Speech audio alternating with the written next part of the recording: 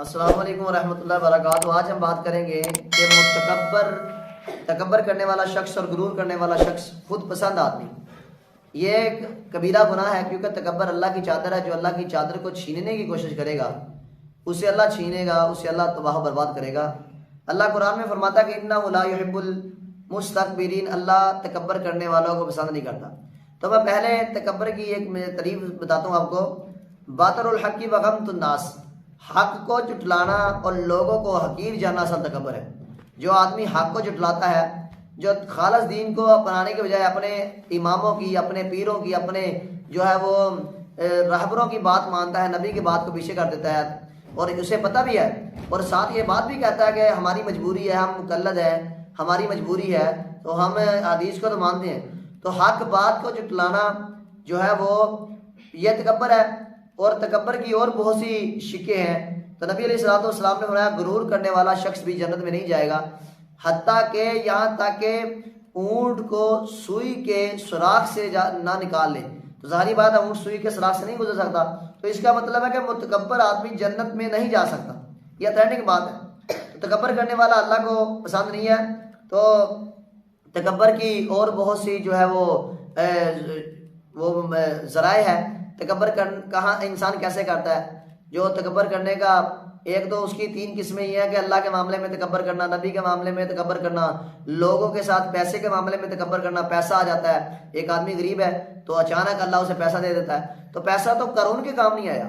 अगर पैसे की कदर कीमत होती, आज करोड़ खजानों समेत जमीन में दफन आता। तो बाद लोग तकब्बर करते हैं पैसे की वजह से। तो वो तकब्बर करने से पहले करोड़ को देख लें।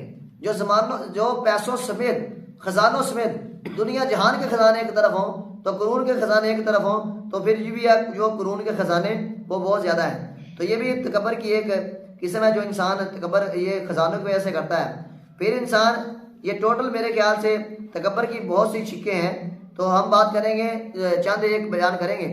तो फिर लोगों के मामले में तकब्बर करना, बंदों के मामले में तकब्बर करना। तो तकब्बर है कि जो पहली सबसे बड़ी वजह है वो इल्म की वजह से तकब्बर करता है इंसान। बात सबब उसे इल्म का गुमान होता है, पढ़ा लिखा इंसान होता है। तो पढ़ा लिखा तलीम का मकसद तरबियत है। तो वो तकब्बर इसीलिए करता है, वो इल्म, वो कहता है कि मैं बहुत बड़ा आलम हो, दुनिया का इल्म रखने वाला हो, दीन का इल्म रखने वाला हो। तो अगर उसे जो इल्म अल्लाह ने दिया है उसे सोचना चाहिए कि ये फना होने वाली चीज़ है, मैं मर जाऊंगा तो मेरा इल्म खत्म हो जाएगा। तो ये दीनदारों में तो बहुत कम ये चीज़ देखी गई है, दुनियादारों में ये चीज़ बहुत ज़्यादा देखी गई है। तो उसे शैतान का सोचना चाहिए। शैतान भी बहुत बड़ा आलम था, शैतान के पास भी बहुत इल्म था। वो इल्म की बुनियाद पर उसने कहा था कि मैं आदमों को सीधा क्यों करूं, ये मट्टी से बनाया गया है। सबसे पहले जो कियास किया था वो भी शैतान ने किया था। तो तकब्बर की दूसरी जो किस्म है वह इबादत और रियाजत, ये भी शैतान ने की थी। उसने कहा था मैंने तो दुनिया के कोने कोने पे इबादत की है, तो मैं क्यों इनको सीधा करूं। तो उसे शैतान की जो हालत अल्लाह ने की है, जो लानती करार दिया, उसकी तरफ इसको देखना चाहिए इंसान को तकब्बर करने से पहले। ये भी एक तो तकब्बर की तीसरी जो सूरत है माल दौलत। जैसे मैंने कहा था करून के पास बहुत खजाना था। तो जो माल दौलत वाला आदमी तकब्बर करता है उसे करून का सोचा, उसका जो हाल हुआ है कहीं उसका भी ये हाल ना इंसान का हो जाए। तो उसे तकब्बर करने से पहले ये सोचना चाहिए कहीं ये जो तकब्बर मैं कर रहा हूँ ये मेरे ऊपर वबाले जान ना बन जाए। जो अल्लाह ने पैसा दिया ये तो फना होने वाला है। अगर दुनिया के माल की अल्लाह के यहाँ कोई हैसियत होती, अल्लाह काफर को एक घूंट भी पानी का न देता। बाज़ लोग तकब्बर करते हैं हुस्न जमाल की वजह से, बहुत कद काठ है, बहुत खूबसूरत है, तो उन्हें अबू जहल की तरफ देखना चाहिए, उन्हें अबू लहब की तरफ देखना चाहिए। अबू लहब इतना खूबसूरत आदमी था कि लहब इसलिए कहा जाता था, आग के शोले को लहब कहते हैं।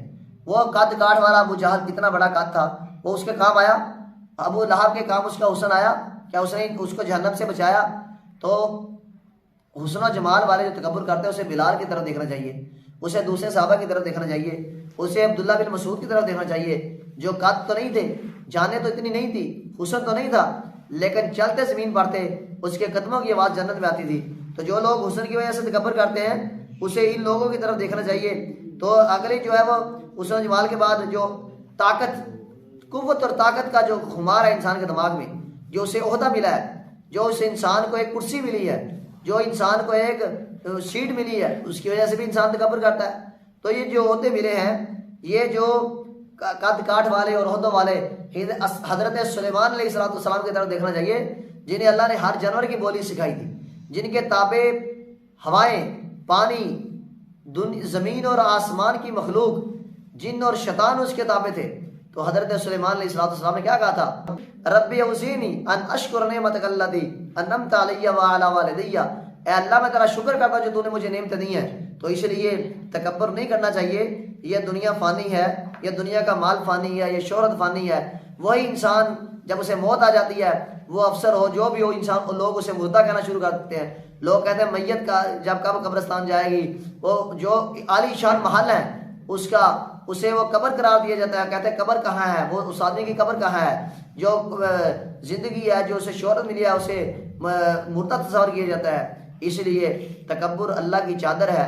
तकब्बुर करना बहुत बड़ा गुनाह है और तकब्बुर की सबसे बड़ी तारीफ है हक बात को जुटलाना और लोगों को हकीर जानना। अल्लाह हदायत नसीब फरमाए। जज़ाकुमुल्लाहु खैर।